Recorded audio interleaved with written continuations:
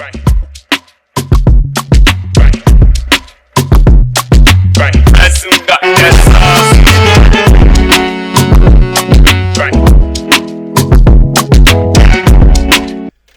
ladies and gentlemen, boys and girls, to another edition of Audiomack Live, the official Afrobeats Podcast, where I bring in a guest during the week to help me run down the weekly stories or just have a conversation. This time, I decided to bring a guest to have a conversation. He's the one and only. Doesn't need an introduction, by the way. Pastor Tobi. How you doing, my brother? I'm good, my bro. How are you? Listen, it's a pleasure to have you in the building. The pleasure is all mine. I've met you a couple of times, especially during the interesting NSAS movement, where we walked around in London, raising our voices for young Nigerians in Nigeria that was oppressed by the police. And it was very interesting what we engaged in. One of the reasons I reached out to you today is, yes, we see social media, we hear so many stories about the Pastor Tobi, but I wanted to know the man.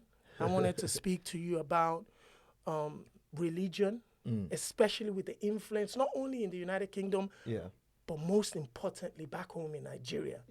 How the role it's played in our community and how it is being looked at now, particularly back home. First of all, Pastor Tobi, talk to me about the man. Let's take it back a little bit. You know. Well, thank you, first of all, for having me, and thank you for the great work you're doing. We're very proud of you. I hope you're going to dance today, because I came for the dance. We're going to try. Yeah? Okay, cool. But I grew up in Nigeria, was in Nigeria till the age of 25. And that's a full-grown adult, isn't it? Left Nigeria, thought I was going to the U.S. To do my master's in law. But then I got here and realized that, cutting the long story short, I realized that there were so many young black people who are not necessarily what the community tags them to be. So they're not stubborn and whatever name people call them and all that. They just needed leadership. They needed leadership. And then I realized, this was 2005, 2006. I realized that my job through the instrument, what I've always known is pastor, and I'm a second generation pastor. My dad is a pastor. I realized that platform was for me, not to repeat the religious, the typical religious order. My job was to use it to impact community. I'm supposed to take young black people and young people in general I'm supposed to create social mobility for them. But I've got to use my influence as a pastor. So we started a movement then in Peckham in 2005. Queens Road, Peckham was very notorious, very, very notorious. I was in Deptford, so so you're not far off. So I had to actually take up a kitchen potting job so that I can support that. And support that means that I'm able to give the most I can financially, economically, to those young people there, because I know economy was one of their major problems. And so I started doing that. So I'll do kitchen potting job 6-7 hours a day, come back to that center. Hashosh House was the name of the center. I was getting paid about £400 or less a month. And I was using about 90% of it to help that area until we saw what we will call a considerable reduction of crime in that area at the time. Then the church started growing. So if someone asks me, who is Pastor Tobi, I think I'm just interested in the young black man anywhere in the world. I'm interested in his social mobility. I think that what should happen is, before we judge them and label them, we should at least give them options. And there's been an argument. BBC has argued with us about, well, it is UK, there's prosperity here. And I keep saying to them, no, prosperity is not the fact that you have electricity. It's a good thing. It's not the fact that you can get to charity shop and buy good shoes. No, it is ideas. It's the mind first. It's not the material first. And so if the mind is not able to see hope, there's no telling what a young man can do. Absolutely. So we are supposed to, what we set up the movement to do was to bridge the gap of hope, to bring hope so that people can see. And people get attracted to us sometimes because of the perceived prosperity. Yeah. But then when they come, Yeah, they get the real message, and lives are changed. So, in summary, that's what I do. I create movement to change the situation of a community. So we build a community out of a community. However down the community is, we build something out of it, that. and that's what I've been doing. Speaking for about 16 years. hope, I grew up in Nigeria myself. Right. Spent at least over 2 decades in Nigeria. Grew up in Ibadan. And Me too. I grew up in Ibadan. Where in Ibadan? Songo, Bodija. Are you for real? 100% Ibadan. Old Ife Road, Ibadan. My dad's hospital is Mokola roundabout. Oh wow, those are our areas. That's where I'm an Ibadan boy all my life. Speaking about hope. Yeah. Coming from where we're coming from. Right. There's a generation of young Nigerians, Yes. young Africans who have found it difficult. Yeah. And the one thing that Nigerians are known for is, regardless of how difficult the circumstances are, there's always one little light that says it can be better. 100%. Talk to me about growing up where we're from, which is in Badon, and how that has influenced the way you see things, the way you attack the world. Yeah, I think it gives you, Ibadan is a very humble city. Absolutely. So let me just use that word. Absolutely. And I think what it does is it gives you the level-headed thinking opportunity. So you're able to balance whatever prosperity is coming in the future, whatever that means, you're able to balance it by where you grew up in. So my first phase of life, we grew up in Songo. Songo is quite rough.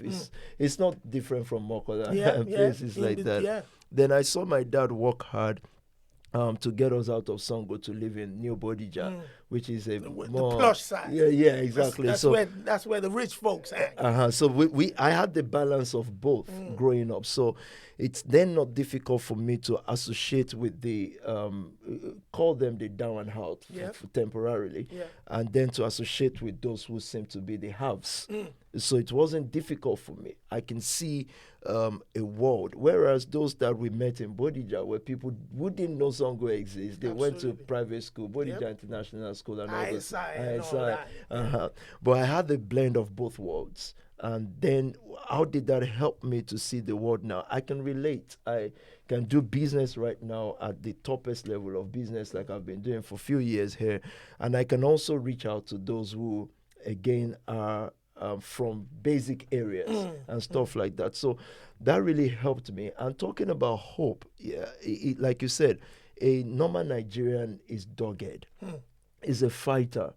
And before I left Nigeria, the concept of Yahoo was not popular. Absolutely. It wasn't popular at all. It was very few. And in those days, you're still thinking, what's that? What does this mean and all that? Now it's become so popular and common. Yeah. But it's difficult for me, someone like me, even though I'm a pastor, to quickly cast aspersions and judge people. I'm just thinking that if you're in a nation where you don't see hope, where you don't see a light at the end of the tunnel, and people can say, are you excusing what is wrong? Well, people have to remember that my job is redemption. The job of the news papers is to condemn and say, my own job is to say, okay, how do we change this to right? So when we begin to present hope, just like I've seen here, people change their ways.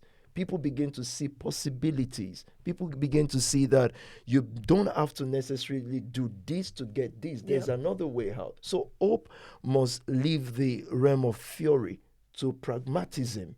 It must leave that realm. We must begin to show people results, practical results, things that can be seen, not just theories. Now, speaking about helping young people change their lives here, we've seen the stories, we've seen the documentaries, we've seen the criticism, and we've seen the praise. Initially, before there was skepticism and criticism and investigations, it was praise for what you were doing within the community, with the likes of the MPs, with the likes of the society and stuff.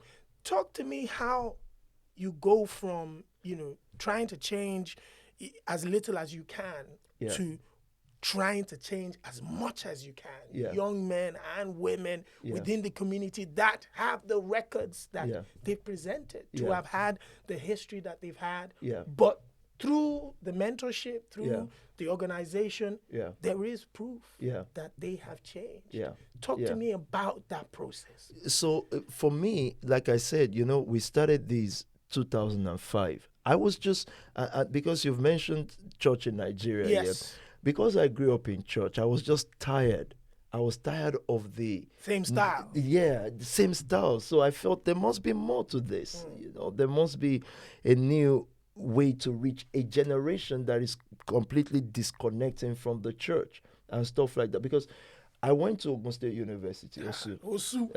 I went to Osu. Adoekiti. I went to Osu, and the thing is, I was a church boy before I got to Osu, and Osu changed me. I joined the Supreme Year Confraternity. I did all the stuff there. In Osu then. But then coming here now and seeing all this, I realized that now I want to do the church way. Again, whatever that means in the concept of religion and context of religion, I want to do that, but I'm going to do something that really affects the community. I'm not just going to be a religious guy. So we started this, and in those days, I didn't even know designers or whatever exist. All that we're just doing is helping young people. They come, I have £400 a month. I use 300 plus out of it to get them food, just so we can talk. I used it to icebreak and started a conversation. And then the first one we did was to get a guy who was very notorious in Peckham area, very, very notorious. I actually convinced this guy to go to Nigeria and study. He's a Nigerian. I convinced him. This guy got to Nigeria and became the best student in OAU. Wow. This was a guy that you would think has no future here. So we were doing all that. How do we come from doing the little we can do into that much? Necessity. People started coming into the church. And I wasn't aware of that gang world. I wasn't aware of how much parents could not look after their kids most times. And these kids have freedom and all that. They started coming in, dropping knives and drugs on the altar. Wow. It was so strange to us. It was strange to me. At the point, we didn't know the police commission. We didn't know anything. It was just, imagine. You were just straight dealing with the issues right there. Real issues. Imagine one Sunday you close and there's so much knife and drug on the altar. I'm thinking, damn, what am I going to do if police come into this place right now? Where am I going to, how do we even explain this and stuff like that? And then people started introducing us to the police commission and all that. And they decided, you know what? The first time I went into Scotland Yard, when I got in, all the screens there, they were all watching Spark Nation. Wow. With amazement. The commission, everybody was standing thinking, what is this? Then we got into their office and they said, explain this. So we explained this is what happened. I gave them all this and said, we've got to come look at this. Because at the moment, their head of police in Croydon was saying, look, for some reasons, these guys had come to Croydon and the crime rate here has reduced. Everything reduced here. So, and we know it's them and stuff like that. So I started explaining to them that we didn't set out to have anti-knife, anti-so organization. What we wanted to do was to create prosperity for a young black man, and then, or for young people in general. Then we realized that what is making them do all the wrong thing is economical issues. In search for success. They want to succeed. I mean, they watch the footballers, they watch the movie stars and the singers, and they like their lifestyle. But some of them don't have the football talent or the singing talent. So when a person tries to be a footballer and is not succeeding, it results back into a certain lifestyle. And we're saying, look, I'll be the gap. I'll be the one that will connect you to that hope, because some of you are meant to be just medical doctors or entrepreneurs and stuff like that. So that's how life by default handed all these things over to us. And then we got, number 10 started inviting us and all those stuff. What we did not know, though, at the time was when you get to that stage, your enemies are definitely not your own enemies. They are the enemies of the people you associate with. So if someone thinks that Boris is your friend, he's going to cut you down to cut Boris down. It is what it is. So when the rumors or crisis of Spark Nation, the attacks, And the attacks, yes. So they sometimes will not attack. It's not because of you. It's not PT. It is the people. So actually, an MP thinks that I'm conservative party. Yeah. He actually believes it in his heart that because I sat next to or behind Boris Johnson in a conference and stuff like that, he actually believes these that guys. You've endorsed. Yeah, that I've endorsed and I want to take over Croydon. And what happened was, what we've always preached was we needed pragmatic young people to get into politics, meaning it's not just enough for us to say they are not doing well and stuff like that. We needed young people, and anyone that comes up in the church at the time, it then becomes my duty to ensure that they win election. So I'd gone to regardless of their party. Regardless. Yeah. Because up to that moment, and I told the MP, how can it be, if not that we're black, how can I be in your borough and we've got over 1,000 young people meeting every week in that borough? We walked in Croydon, and you've never stepped there once. Wow. If I wasn't black, you'll be there. Because that's an opportunity to engage with the demographic. Young people, a demographic, the people you say you're representing and stuff like that. You're not there. But the conservative came. The moment I made a complaint, conservative came and said, we just didn't know. What do you guys need? And we said, we don't need anything. We've never sought funding from the government. We've never got a penny from the government. All we're just saying is that, hey, you've got young people here. There is no movement in the city, in London City, that gathers young people like that on a consistent basis. Mm-hmm. And we want to work with other movements too. But I think they took it as personal. They wanted to fight us. And then, of course, you would always find people within the church who have things to say. And they went to the white guy to complain. Years after, and that was a tough time for us. It's a tough time majorly, not just because of the attack on us. It's a tough time because what we set out to do had to be delayed for a while. Because I wanted to ask that, Yeah. like when all sorts of opposition and attacks and investigations and all of these things were raised, what also happened was the fact that you were never... There was no crime associated with yourself. There was no conviction. There was nothing like that. Yeah. But the press would never talk about that. No, they weren't. So we as press, we're happy to talk about investigations. Yeah. But when the outcome isn't favorable or as favorable as we had predicted, we kind of look away. Yeah. The Sun also did an article criticizing and saying all sort about Spark. Then I think a month or so after, Metropolitan Police throws the case out and say there's really nothing there. Because we know there's nothing there. There are perverted truths. You can make something look the way you want it to look. Yeah. Then, of course, one of the posts was magnanimous enough to post that they've done the investigation and police said nothing is there.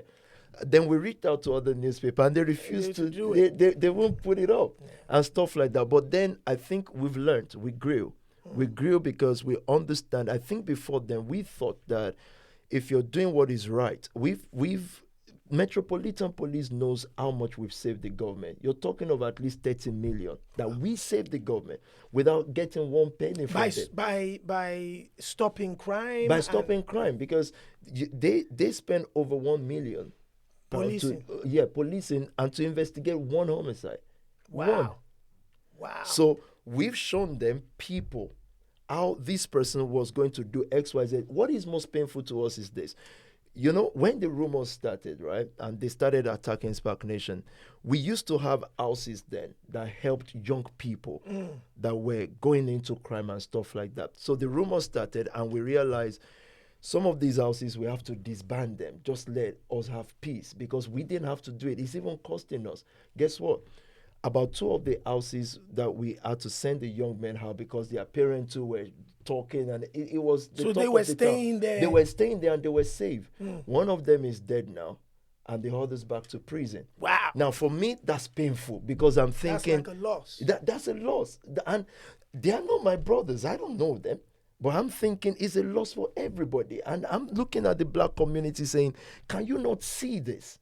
But we get busy with other things. You've spoken, there's something you've mentioned in the past with regards to the black community that, we haven't, it's obvious that the black community lacks somewhat the unity that is required Yeah. to ensure that prosperity kind of spreads. Yeah. You know, Yeah. when somebody has a shop, when there's a Yeah. studio to be used, Absolutely. people need to patronize those places so that Yeah. these black businesses can flourish. Absolutely, yes. And you have, you know, in the past been strong with your words and Yeah. saying that people haven't done enough within the community Yeah. to support those things. Yeah. A lot of us witnessed that. What Yeah. What are your thoughts today? Is it changing? Have you seen a change in the tide? What do you have to say to, especially the young, growing black men and women? I believe in the UK right now, Yeah. between the ages of maybe 20 and 35, the young Yeah. black woman is probably the most entrepreneurial Absolutely, I agree with you. person in this country. Yeah. You know, we're seeing whether you want to call them influencers, hairdressers, you Yeah. want to anything, Yeah. they have become incredible. Yeah. How do we change this Yeah. now? If we're having this bloom of incredibly gifted young women Yeah. that are changing the face of business, Yeah. particularly in the UK, Yeah. what does the black community need to do? Have you seen it change, and what can we do to make it change? Okay, I don't think there's been much change so far, at least since, and the black community within UK is quite young, relatively. So sometimes when I've been strong with words, I've had to also calm down and say, okay, we're younger, at least younger than the American movement. Yes. The American movement has witnessed many years Hundreds. and has seen so much persecution Yep. from the Nation of Islam Yep. to all the organizations there. Yeah. And I think they've emerged strong in a way. They are not as strong as we would have hoped for it to be. And they are not being strong is still within the black man's context. I think because we are quite competitive, we try to pull each other down too quick, and we jump on Western news too quick. Whereas a person should think, would Spark Nation have its own fault? It will, because again, Spark Nation, Run the by movement, human beings. run by human beings, and you're talking of a movement that grew from 150 to 2,000 within a year, 1 year. Even the Charity Commission was shocked at the income. It's shocking. Yet, because we don't take tithe and offering, we don't do basket giving and stuff So like that. how do you manage? Is it We donations? build businesses, and those businesses give back to the community, and that's what I'm trying to do. So, but what will change things now? I've seen it. What will change things is the community here needed a person or persons that have gone through the ropes of persecution and all the abuses possible, but yet still standing as a unifying voice and force. I just left a rapper in Abbey Road studio right now. And because of what we're doing, they are all saying, okay, how do we get on board? And what we've always just wanted to do was have what you call black banks or hood banks.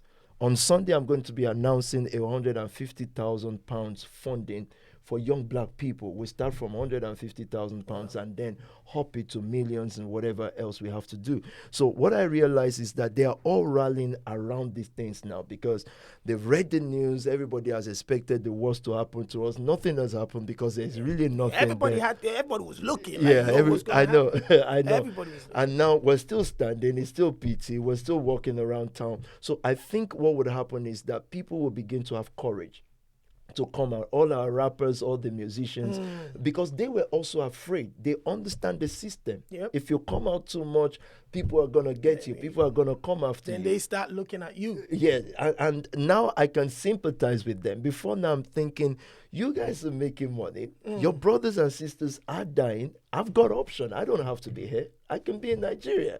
I'd rather be in Nigeria. And I've always been saying that. I want to be in Nigeria. I've got things already completed in Nigeria, telling them I'm going to be in Nigeria in a year. And it's been years now, but I can't even step there. I can't go because of the mission here for now. And so these rallying point, the rappers, the influencers will begin to come out. We would have stronger lawyers that can defend when the system tries to come against us to win us. I mean, to get us down for no just cause. We have stronger lawyers. These communities will have stronger voices. They will have people in the press who can speak about, if a white man organization makes a little mistake, they know how to cover themselves, including the Asians. Yeah. But for the blacks, they look at our community. BBC will look at your community. I was angry with them at first because, you know why? When BBC came to Spark, we didn't invite them. They just came. They came, they saw the good works, and they did more than 4 positive documentaries. In those 4 positive documentaries, they asked for like donors list, which by law they don't have to have. But I persuaded the board. I said, give them. The charity commission can have that, but not a them. Press. Yeah. But I told them, you can have it. Do your due diligence, and they've got it. So when they decided to start talking the other way around, we were asking them, but you've got these details, and they didn't answer.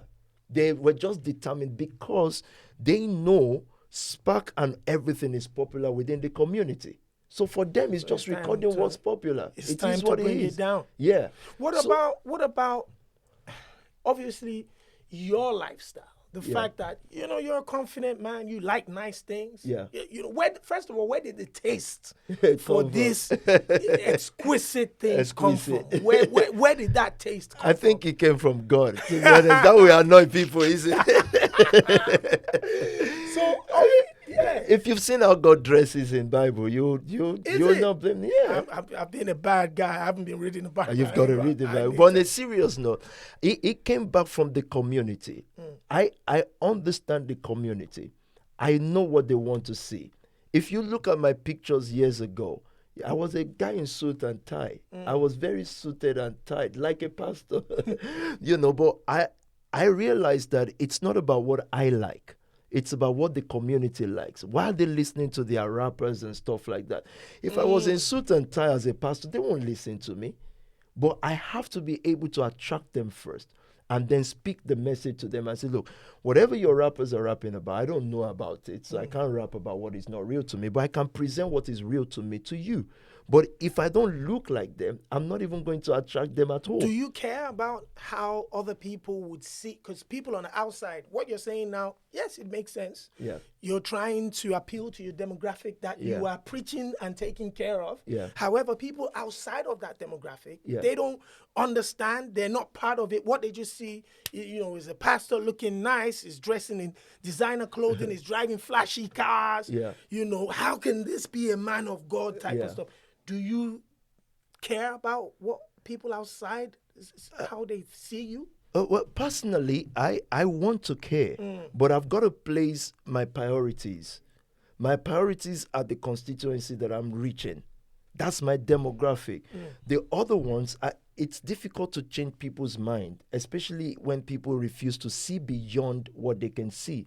So if I hear anything about anyone or anyone looks a certain way, I want to read why. So I'm a student of life. I want to read what is behind this thing. And I also want to read the person. So those who are around me know I don't care about the things of this life. I'm not bothered. It doesn't bother me. And that's why people would think, if I see your wardrobe, it must have a lot of things. We see with the Rolexes, with this and that. Everybody's imagining the wardrobe will be crazy. It's not, because I give everything out. Wow. Immediately. I don't hold things. It's my principle. I don't hold nothing. So if I wear something, I give it out, because a lot of people give me things. But also, the people who see it that way, I can't blame them, because they've experienced pastors in the past. Yeah. They have a notion. Someone has created an image for them. And then some of our people, my colleagues too, maybe some of them don't even see me as their colleague. They say, "Yeah, not a pastor. We are the real pastor." So, but some of my colleagues, they will. They've also done some things that may not be too right. There are places where you don't show off certain things. I understand that. For me, I'm just saying that the people that I need to reach, they are the same people that the big musicians are reaching. And if I'm going to pass a message to them, I have to look like them. I must let them know that I'm in their culture, and also that I grew my way into this. I've never earned anything as a pastor. Never. Not once in my lifetime. Till now, I've never earned anything as a pastor.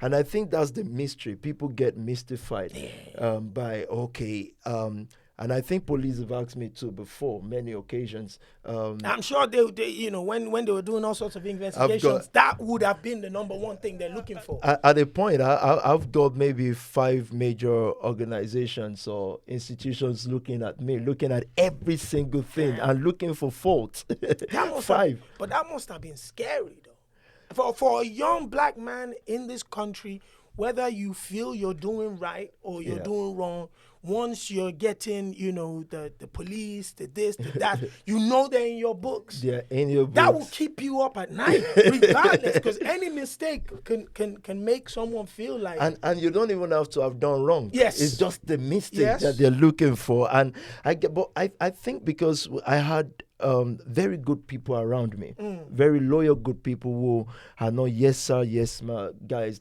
We had to put things right, because again, like I said before, we were naive. We just thought if you're doing good works, people will be... I was completely naive. But later we realized that it doesn't work like that in this world.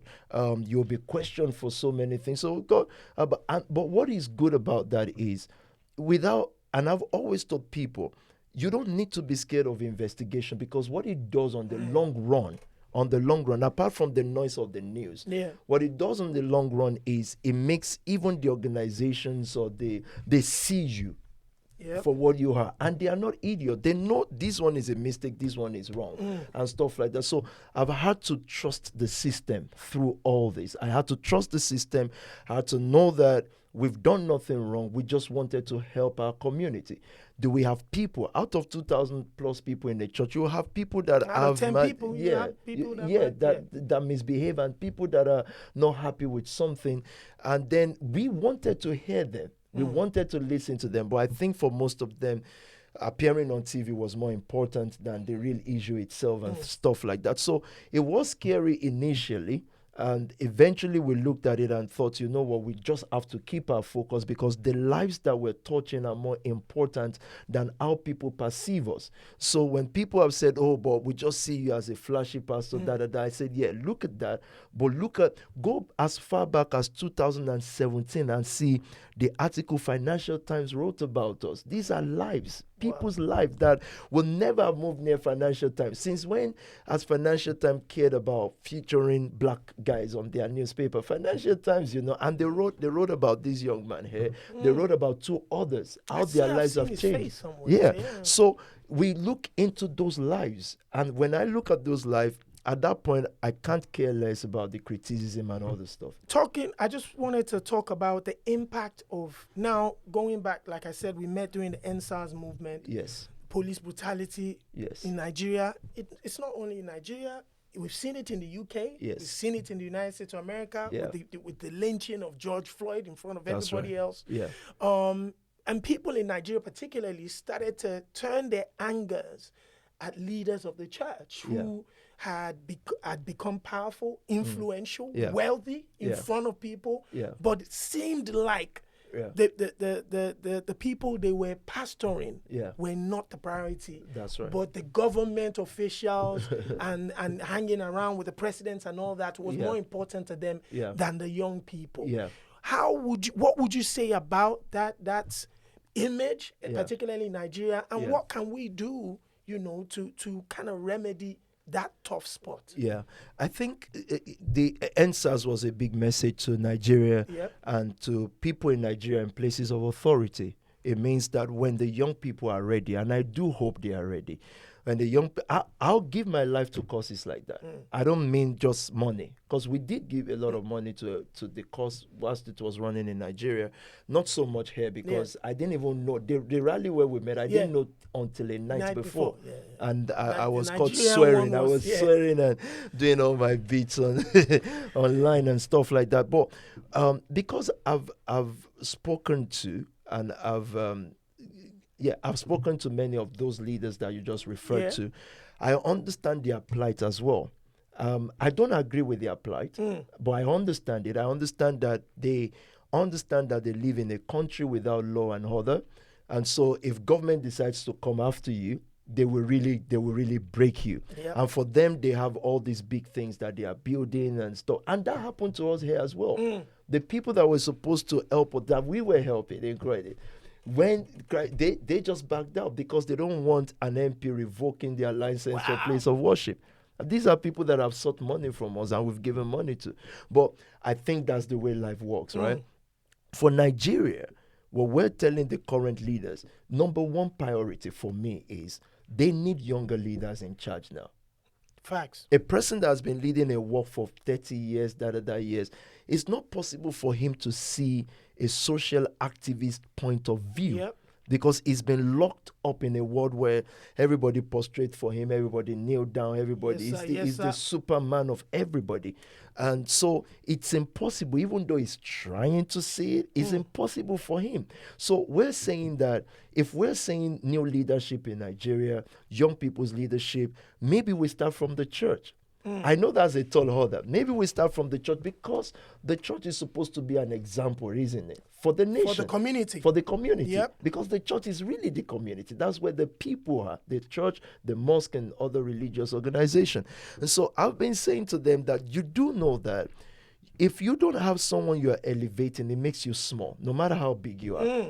So if there are no people that are associated with you being lifted up, people that take your place, you're just still small. Facts. And that's a black man mentality because they are the God of all and stuff like that. So I do know, however, some young churches that were fully behind NSAS program in Nigeria gave their resources to it, gave their time to it, told their members to mobilize, but they are smaller than the bigger boys.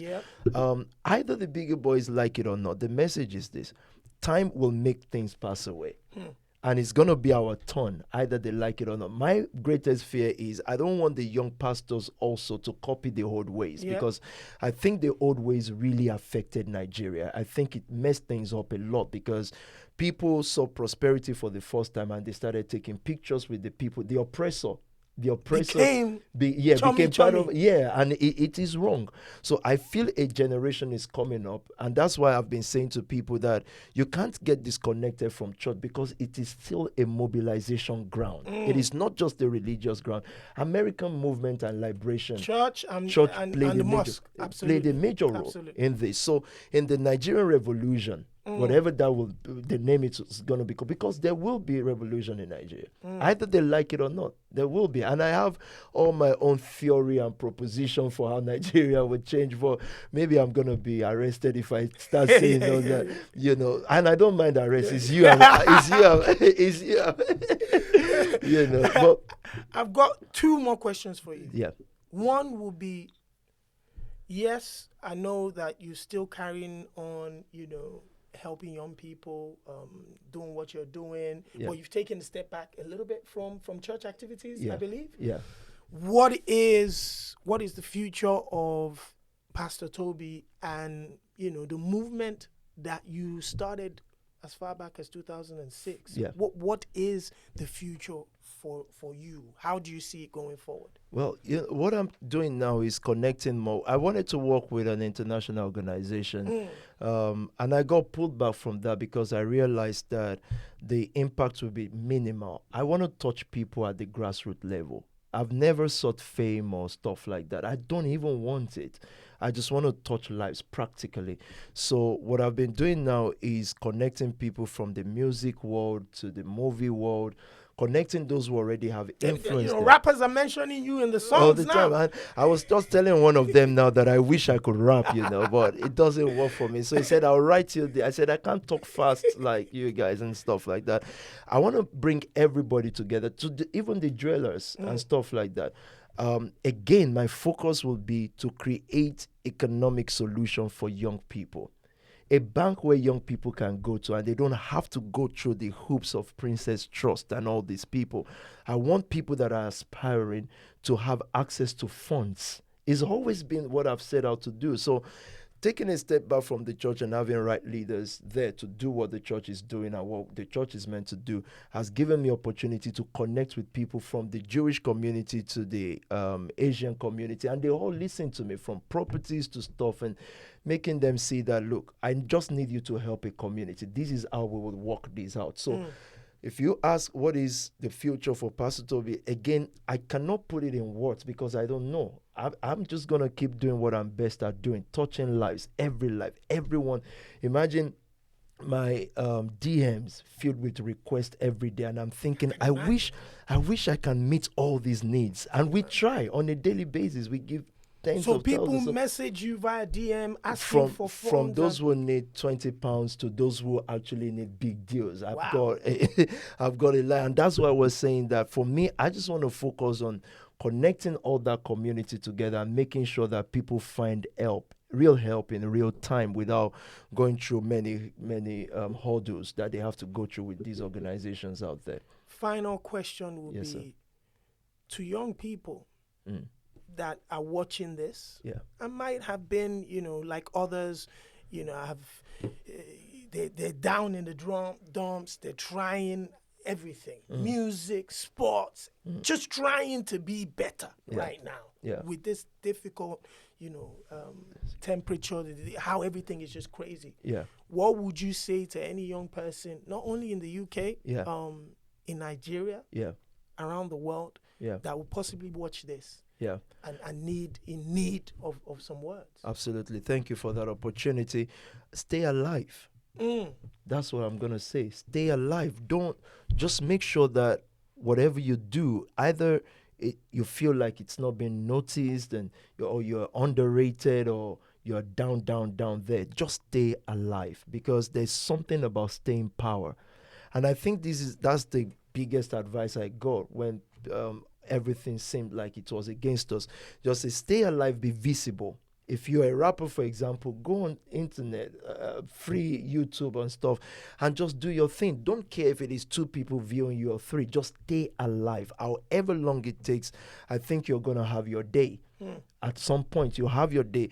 And having your day might not be in football. You're trying football. It might not be in football. It might be in whatever else. You might end up being a chef for all that I care. But if you don't stay alive, then there is no opportunity. And I take that also from the word of the Bible. When Job was going through difficulty, he said, if a man dies, will he live again? He said, yet all the days of my life will I wait until my change comes. He's just saying, look, times are tough, but if I die, there's no opportunity for change. From the people I pastor and what I've seen, 1 minute can redefine the life of a person. Just whatever you've chosen to do, stay alive in it. And that's going to be my best advice. I know you can imagine as a pastor, I have a lot of word of encouragement, but that would be number one for me. Yeah. I saw there's a competition that you're having people to enter a competition where they can seek for funding or whatever it is. Quickly tell us about that, and what people can do and what is on offer, basically. We've started one with Link Up TV. That's Ades Bar with Joy Clipstar. If they rap or stuff like that, I hope rap is the right word for it. Or they sing, they can win free video and all that, which I've already paid for it ahead.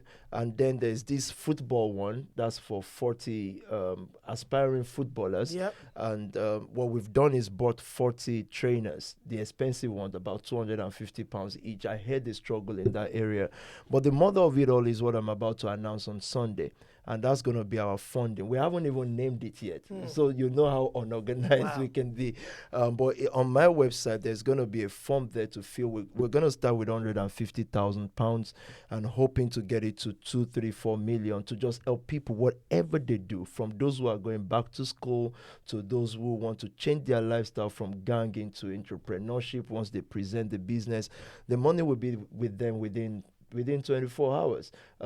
Some will get funding up to 2K, 3K. We'll divide the 150K and see lives and still follow up those lives. We had a story, a man who wanted to go to Harvard, one of the best black students ever that you've met.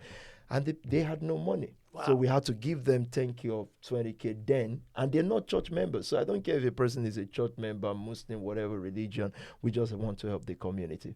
Listen, as always, thank you very much for coming through. Like I said, one of the reasons why I wanted you here was to have a conversation about the man, know what the story is about, and just get a sense of the impact that you're making, whether people agree with it or not. That's right. There are results to show that there is a positive impact. Absolutely. And once again, taking time out to drive all the way here, have a sit down with us, to have a conversation. Plus, you're an Ibadan guy. It makes life easy, my brother. Listen, I appreciate the time for joining us right here. Thank you for the opportunity, and thank you for the great work you're doing. We're all proud of you to see black young people like yourself doing all this. It's quite impressive and inspiring. Thank you very much, ladies and gentlemen. The Afrobeats Podcast and the incredible Pastor Tobi. Peace out. Right.